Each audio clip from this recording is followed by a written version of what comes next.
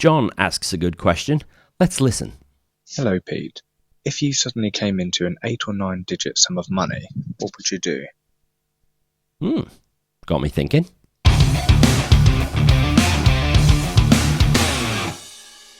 Okay, in his question, John specifically said, what would I do with an 8 or 9 digit sum of money? So I'm presuming that we're excluding decimal points from that. So we're talking tens or hundreds of millions of pounds here. So let's dream a little bit, shall we? We're going to put 5 minutes on the clock. Say a quick thank you to my friends at 7 Investment Management for continuing to sponsor this show, and we're going to crack on. Okay, let's work up here. Let's say, first of all, what if I came in to £1 million? What would I do with it? Well, I'm 44, so that's probably not enough to retire on and last me, say, 50 years because, I like stuff, right? So I think if I came into £1 million, I would do the following. Firstly, I would definitely pay my mortgage off. I've got about 10 years left on it, hopefully less, trying to overpay that as much as possible, but I would definitely get rid of it because it would just free up monthly income, or rather it would reduce monthly expenses significantly. Next, I would put some money aside for each of my 2 daughters. I would definitely keep the money in my name for now, but I would ring fence it for them. My eldest, Ellie, is 19. She's at university.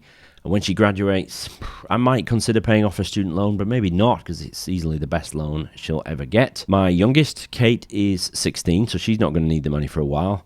I would invest it on a balanced approach, probably. Nothing too risky because they might need it. Potentially anywhere from, say, 3-5 years, but maybe longer. I'd certainly make sure it was accessible in case they did need it. Wouldn't lock it up as such, but I would probably keep some small amount of it in cash just so it's there for them to dip into. But still, for now at least, under my control. Your mileage may vary because your kids might be different from mine. Mine are great kids, but they're young yet. So now I'm mortgage-free and the kids are sorted. What a great position to be in. I would definitely still work. Probably I would reduce my Jackson's hours, pick up more time on meaningful money. I'd probably invest some of the money to take on more of a team to help with meaningful money. That'd be awesome, right? I would definitely max my pension contributions, do the same for Joe. I'd use carry forward where it's possible. I would max my ISAs, all the usual wealth building stuff, right? £1 million is a great sum of money, but it's not earth shattering. It is, don't get me wrong, but it's not the sort of thing where things get really, really complex. £1 million is mass affluent kind of money. I would stay living where I do, keep driving the car I do.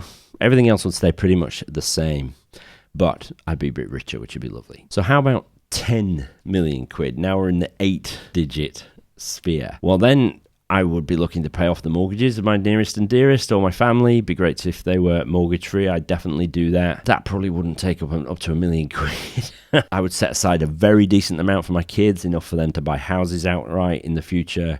I might even look to buy some property for them now. I have zero appetite for property investing. Doesn't float my boat at all. I might do it though if I had £10 million. Dabble a little bit because I could afford to. I definitely, though, would set up a charitable foundation. This is something I'd love to do one day anyway, and I'd do that with a goodly proportion of it. If I came into £10 million, at least half of it would go into a charitable foundation. No tax on gifts like that, of course, into a charity. Not entirely sure what the charitable work would be. Maybe furthering financial literacy, particularly aimed at young people and folks in the workplace, probably, just to try and reach as many people as possible. I'd probably do something with my shares in Jackson's. Not sure I'd continue to work in the true sense of the word, but maybe I'd do a day a week, maybe keep my hand in, but I would do meaningful money for full time.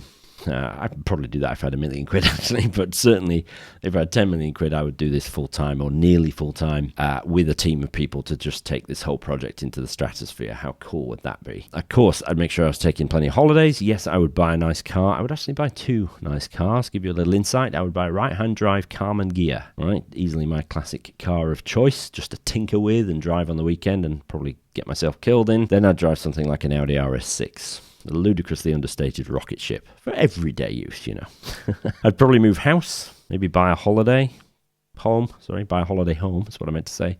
Somewhere nice and warm. Fairly ordinary stuff, really. Anything left would just be invested for the future, and it would be all I would ever need. Finally, what about 100 million quid? Alive. 100 million pounds, a massive Euro Millions win or something like that. Don't do the lottery, kids. It's a tax on people who don't understand probability. Don't do it. No one needs 100 million quid. Right? So I would immediately gift 90 million of it into a foundation. Probably make a load of charitable gifts elsewhere as well. Other than that, nothing would really change from the previous stuff. I am firmly of the view that for the most part, your needs don't change too much, up to about 10 million quid.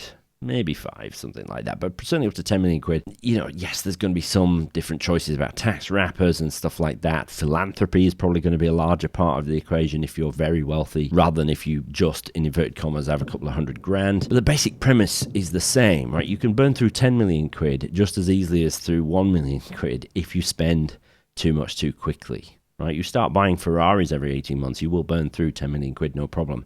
There are plenty of bankrupt Premiership footballers. Plenty of lottery winners end up bankrupt because they spend too much because they think it's limitless. There is no limitless sum of money. So everything else kind of stays the same. When you get to the stratosphere level of wealth, you're 50, 100, 200 million quid.